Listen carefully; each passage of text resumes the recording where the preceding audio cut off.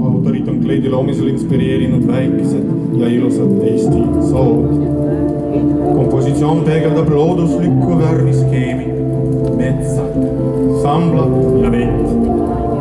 Alus on valmistatud villast, märgviltmistehnikas vilditud kangast ja kaunistatud viruraba soost pärit lillemateriaalidega.